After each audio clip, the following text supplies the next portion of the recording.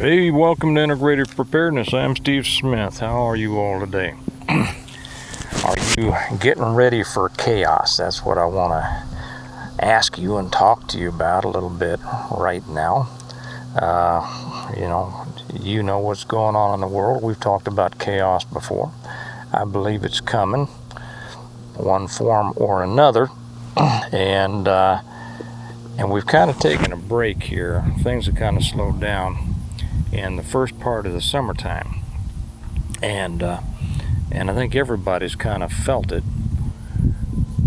But now we are about to enter the craziest time of a 2-year period, and that is the several months leading up to an election. We have some primaries coming up here next week, and we'll just kind of see how that goes. I can't vote in it, except for a couple things, because I'm unaffiliated. I don't affiliate myself with either one of the parties. I feel that one is better than the other for the most part, but that doesn't mean that it's good. I'll say right now, and I'll admit that sometimes I go ahead and register so I can vote in a primary, because there are certain people that I want, or there's a clear distinction, and I want to send a message and I want to support some people. But if there's not a clear distinction among people in the primary, I don't do it. I hold off my vote and just vote as an American instead of a party affiliate. So we're coming into that time, and that time can be a real dangerous time, because it's fraught with emotions, different political persuasions start doing crazy stuff, and when they do crazy stuff, it becomes more dangerous for the average person out there. Now, I just made one, and I talked about being involved in the political process, and I do agree with that.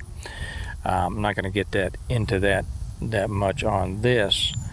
This is more about, hey, once we, if we're not able to affect that political process in a positive way, so as to kind of push out that perimeter farther away from us, then we have to be ready to deal with those threats that come closer to us. I'm out at a location that is one of our kind of jump spots, and I mentioned on the one that I shot on the way down here, I'm somewhere south of the metropolitan Kansas City area. Don't tell anybody. And I was kind of joking around when I said, "Oh, there's going to be people get on here and say, Steve, don't tell people where you are." And I said, "Well, do you have any idea how much land is south of the Kansas City metropolitan area?" Okay, I'm making one on Opsec pretty soon, because I think a lot of people here need to kind of understand more about what Opsec is and what Opsec isn't. And that helps you. That helps you kind of focus on really what's important, because we have a lot of people that are focusing on things that aren't that important. And when you wrap yourself up into the unimportant things, you're not putting your energy where it belongs, and that is on the important things. Okay. So, as you don't know, our primary BOL, bug out location, is a while a ways. We can get there pretty quick in a vehicle, but we'd get there in a week walking. You just told people where you are? Yeah, right. And it has been there. That has been our bug out location. I know this is new to y'all. I just never talked about it. That has been our bug out location since the 50s. And it has been a family plan, because back then we were all scared of the big bag Ruskies and Ruskies and their A-bomb, and It was a plan for the whole family that that's where everybody was going. And no matter where they are in the United States, if they could make it, that's where they were going. So that's my BOL. If we ever had to leave our primary residence, but you want places along the way, because you're just going to strike out if you've got 5 days to walk, or if well, I won't get into I could go down that road forever. If you got a ways to go, you don't want to just start walking on the highway until you're so tired and everybody lays down. And remember, you're going to move as fast as your slowest person. And you don't want to just walk and then all of a sudden go, oh, wow, the sun's going down and we're tired and let's just stop. Well, you're not going to stop on the highway. You're not going to just go over and lay down in the ditch. If you walk over into some field, it probably belongs to somebody, and they're going to wake you up with a shotgun in your face. So you need a plan. And I'm going to get back to being ready for it in other ways here in a minute. But right now, I just thought I'd introduce you to my concept of this. And so, depending on what direction I need to go to get to our bug out location, there are several routes that I've kind of delineated to take, and I figure we're going to go about 10 miles a day, and depending on which way we go, it could take us a couple of weeks, could take us a few weeks to get to that bug out location. That's a lot of walking for some people. If it's a lot of walking for you, I suggest you get out and walk more. But better to take time and be safe than to rush and find you've rushed into something you can't rush out of. So I have these spots in different directions and several different routes planned out that would be targets about every 10 miles. This is one. You shouldn't show it. I can identify that tree behind you on Google Earth. Well, okay, well, come on, if it all goes down, come on and try to get me. But being ready for the different eventualities is, of course, what preparedness is all about. And because we don't know what the threats might be, we have to be ready for everything. And when you're ready for everything, that means you're ready for chaos. Are you ready for chaos? Food's going up.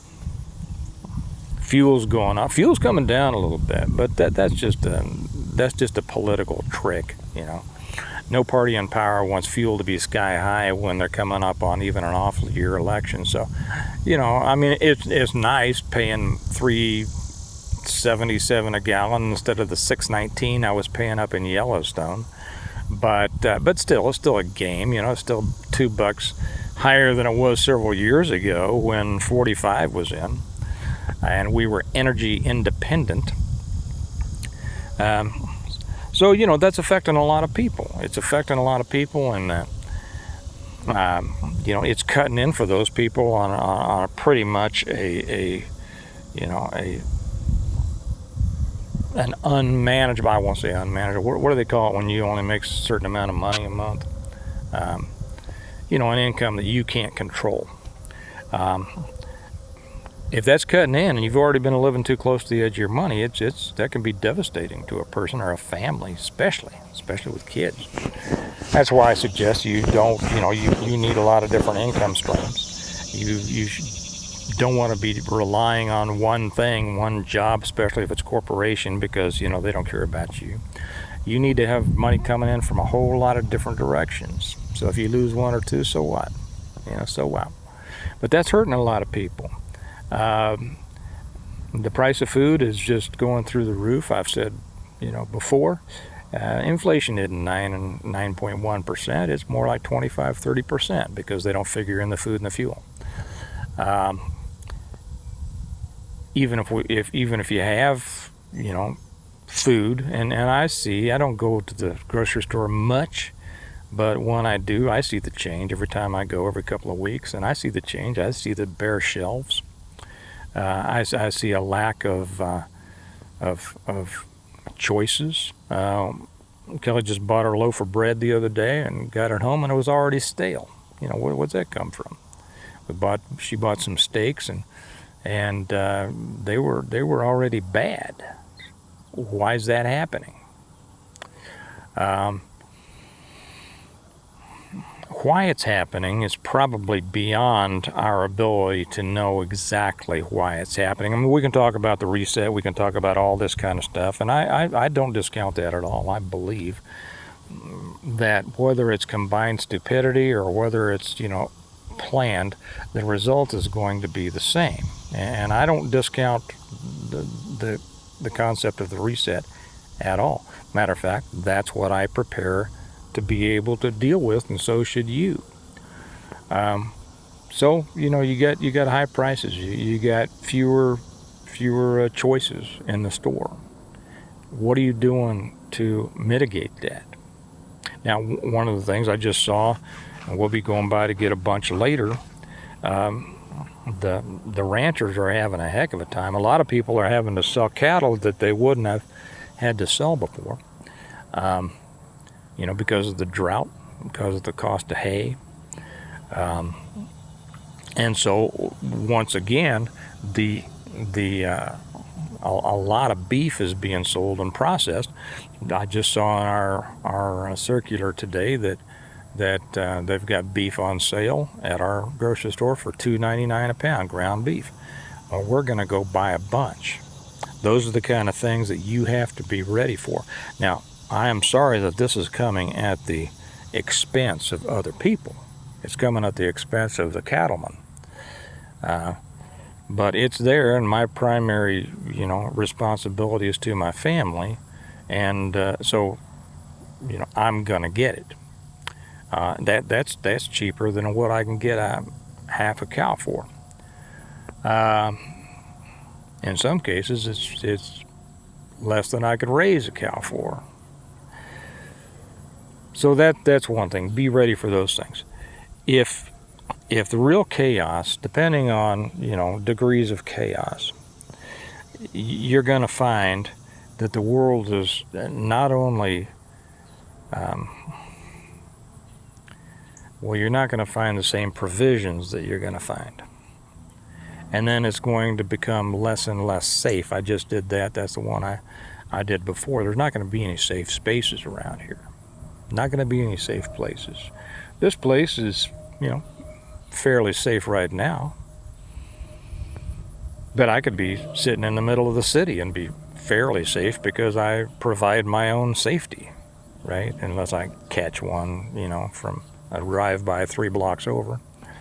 The safety is that you have is a safety you provide. We've seen that more and more recently, haven't we, with different law enforcement episodes. The world is teaching lessons. The world is teaching everyone a lesson that they have to be more self-reliant. The more you rely on outside sources for your survival, the more you're at the mercy of those outside forces and the people who control those. And when chaos comes, it becomes even more threatening, more dangerous. I saw also that it's peaceful out here.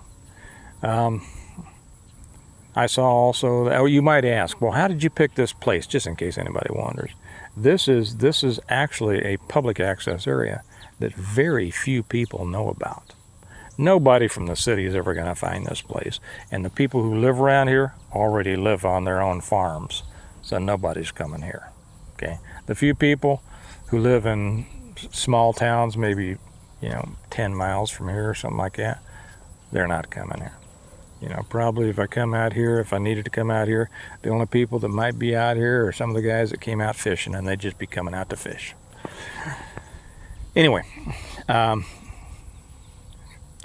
It's time to tighten up. It's time to be ready for anything. You know, that's what chaos is. Chaos is when things are whirling around you so much that that you can hardly keep track of what's going on.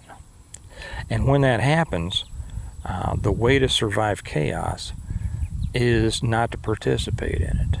I know that seems crazy. Well, how do you not participate in the world going crazy? Well, you keep yourself from going crazy.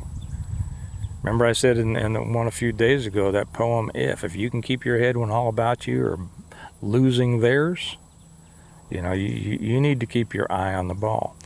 Your basic preparedness is what's going to keep you in good shape. And it's nothing fancy. It doesn't have to be anything fancy. So, you know, if you're letting yourself get all wrapped up in the craziness of the world, you're going to start focusing on the crazy instead of on the solution. And there's a good lesson in that. And I think I did a message over on Stonemont Church about that. I'm not sure. I'll check if I didn't. I will. It's about keeping your eye on the solution and not the problem. And you're the solution. The world may be the problem, but you're the solution. And your family and your group and everybody around you. That's the way you survive the chaos. I would say be ready to get some good deals here. You know, the inflation may be going up, but apparently a lot of the big stores, the big box stores, remember all those container ships that were held out there in the ocean? Well, apparently a lot of the merchandise on those things has been being delivered lately, and some of these big stores are now being inundated, and I've run into some unbelievable sales myself. I can't believe it. I bought long sleeve t-shirts the other day at Walmart for $1 a piece. All these things are being dumped into the stores, and they're having to mark them way down to clear their way out because they're hoping to have a Christmas season.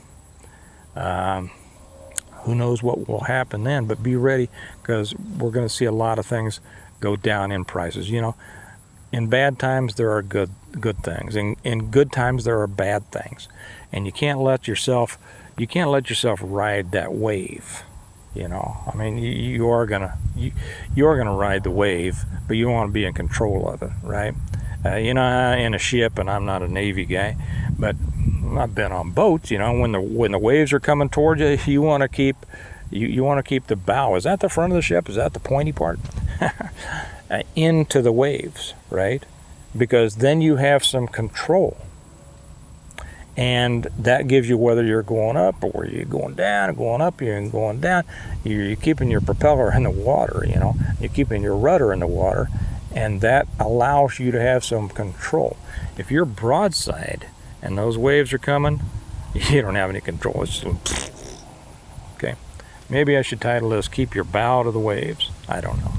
Some Navy guy out there would go, well, that's not exactly right. Well, I'm just doing my best. I'm not a Navy guy.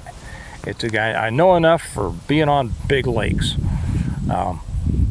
So that's right now. Are you ready for the chaos? Because I think it's coming. It's coming in a big way. We could see it in violence. Well, I don't have to tell you the many ways that we can see it. Physical violence, economic threats, financial problems. It's going to be difficult to keep track of everything. So I suggest keep track of what you can. Don't let the rest drive you nuts, but keep your eye on the solution, which is always your continued efforts for basic preparedness. Make sense? Okay.